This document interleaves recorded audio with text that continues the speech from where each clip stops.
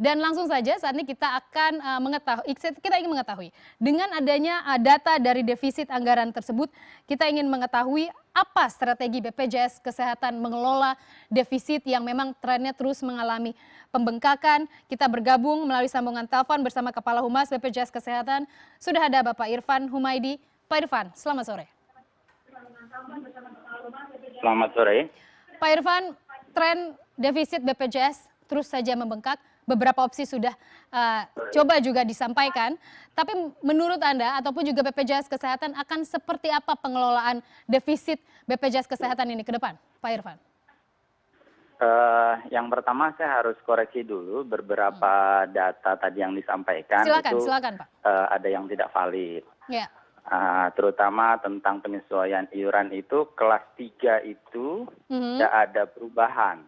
Oh, jadi tetap ada di 25.000. Tetap 25.500. Baik. Hanya kelas 2 dan kelas 1 di segmen PBPU tadi. Baik. Lalu untuk peserta tahun 2016 itu bukan 162 juta jiwa, tapi 171 juta jiwa. Dan sekarang sudah lebih dari 177 juta jiwa. Baik. Kita catat Pak menjadi 171 juta jiwa. Silakan Pak Irfan melanjutkan. Iya.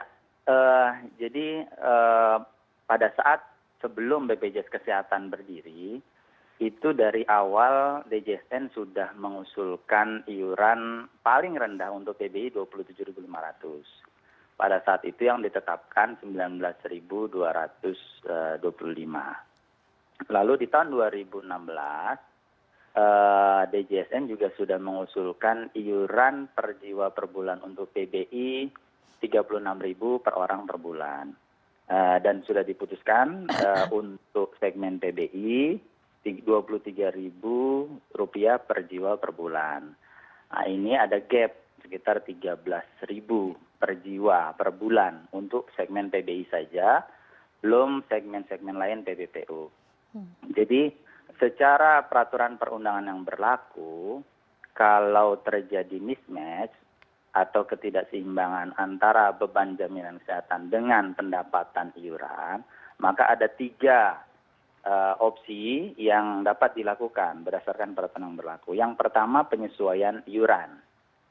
Idealnya memang iuran itu balance dengan prediksi atau proyeksi beban jaminan kesehatan seperti yang sudah diusulkan oleh DJSN. Namun demikian, tidak hanya opsi pertama, opsi kedua dapat juga dilakukan penyesuaian manfaat. Dan yang ketiga, alokasi dana tambahan. Nah, di tahun 2016 memang benar ada opsi pertama yang dilakukan, yaitu penyesuaian iuran seperti yang tadi disampaikan, dari misalnya 59,5 menjadi 80.000 dan seterusnya. Nah, opsi pertama itu juga belum cukup karena memang yang diusulkan oleh DJSN ini berdasarkan perhitungan aktuaria secara saintifik dan matematis, ini belum sepenuhnya dipenuhi oleh peraturan tersebut. Sehingga komitmen dari pemerintah memberikan alokasi dana tambahan setiap tahun, khususnya tahun 2016 sebesar 6,8. Nah, ini bagian daripada kompensasi pemerintah di mana iuran yang ditetapkan belum sepenuhnya sesuai dengan yang diusulkan oleh DJSN tersebut. Jadi memang dari awal sudah diprediksi bahwa ini akan terjadi ketidakseimbangan jika tidak ada intervensi itu. 3 hal itu. Namun tadi sudah diungkapkan bahwa kalau berbasis total pendapatan dengan total pengeluaran itu kurang lebih balance. Jadi pendapatan itu bukan hanya dari iuran saja, tapi juga tadi dari penyertaan modal negara, dari investasi, dan juga dari pendapatan lainnya. Begitu pula juga dengan beban. Beban itu bukan hanya beban jaminan kesehatan, tapi juga ada beban operasional dan beban lainnya, termasuk juga adalah beban cadangan teknis yang secara cash flow itu tidak keluar. Jadi untuk diketahui publik bahwa jangan sampai terjadi persepsi defisit itu tidak ada cash flow-nya. Untuk diketahui bahwa pembayaran BPJS Kesehatan kepada Vaskes itu tidak ada masalah. Jadi sesuai dengan ketentuan yang berlaku, maksimal 15 hari kerja setelah berkas diterima lengkap. Jadi tidak benar kalau tadi juga ada tuh ungkapan bahwa ada tunggakan, itu tidak benar. Yang ada mungkin piutang iuran dari segmen tertentu yaitu Baik, PBPU dan segmen Pak Irfan, lainnya. coba kita Jadi klarifikasi bersama bahwa ya, tidak benar ada tunggakan yuran begitu? bukan tunggakan iuran. Tadi statement yang diungkapkan Ya, ada tunggakan BPJS Kesehatan dan ada piutang, itu kan terpisah, oke, hal terpisah. oke, Yang benar itu adalah ya, memang ada piutang iuran dari segmen tertentu yaitu pekerja bukan penerima upah khususnya, oke. dan ada segmen lain. Hmm.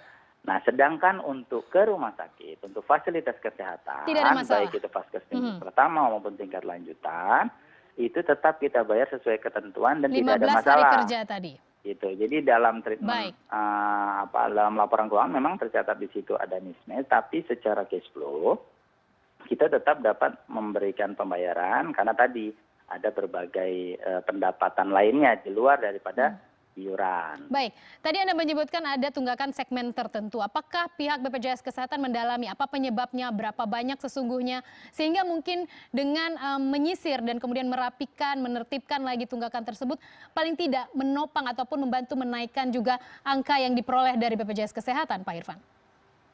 Iya, khusus untuk segmen pekerja bukan penerima upah, memang ada fenomena bahwa di awal-awal itu mereka membayar hanya pada saat mereka membutuhkan, sakit, begitu sehat tidak membayar kembali. Nah, ini perlu edukasi yang intens kepada masyarakat agar tetap membayar iuran meskipun sudah sehat, dan itu adalah bagian dari gotong royong. Apa yang dilakukan oleh BPJS Kesehatan? Yang pertama tentu kita melakukan penagihan secara sesuai ketentuan. Yang kedua, kita memperluas channel pembayaran. Saat ini sudah lebih dari 422.000 channel pembayaran, baik itu langsung melalui kantor cabang di bank, atau melalui ATM, atau melalui mobile banking, atau melalui internet banking, atau juga ada kartu kredit, atau PPOB, Payment Point Online Banking, itu tersebar di mana-mana baik di minimarket atau bahkan di toko online dan juga di traditional outlet. Nah, itu kita lakukan terus-menerus. Dan berikutnya adalah kita juga menerapkan kebijakan virtual account keluarga. Artinya, satu keluarga itu tidak bisa membayar hanya satu orang saja. Fenomena yang terjadi di awal-awal bahwa dari satu keluarga 5 orang, dia bayar hanya yang sakit saja. Ini kan tidak ada gotong royongnya. Oleh karena itu sekarang begitu bayar itu harus satu keluarga, yang sakit atau yang sehat itu tetap harus membayar karena itu diperlukan gotong royong. Nah, berikutnya juga kita tetap melakukan penagihan-penagihan baik itu segmen PPPU maupun segmen lainnya. Nah, ini bagian daripada upaya-upaya BPJS Kesehatan untuk meningkatkan tingkat kolektabilitas iuran khususnya dari segmen tertentu. Baik, Dan Pak tentu Irfan. juga dibutuhkan peran juga termasuk dari media untuk memberikan sadar juga kepada masyarakat bahwa mari kita bergotong royong untuk membayar iuran sesuai ketentuan, baik pada saat sakit maupun pada saat sehat. Dan daftarlah selagi sehat, jangan tunggu sakit, karena itu bagian daripada gotong royong dan salah satu pengamalan dari Pancasila yang saat ini kita rayakan kelahiran Pancasila tersebut. Baik, Pak Irfan, singkat saja saya ingin tanya apakah tahun ini sudah dipastikan akan ada suntikan dana dari pemerintah, anggaran pemerintah ke BPJS Kesehatan?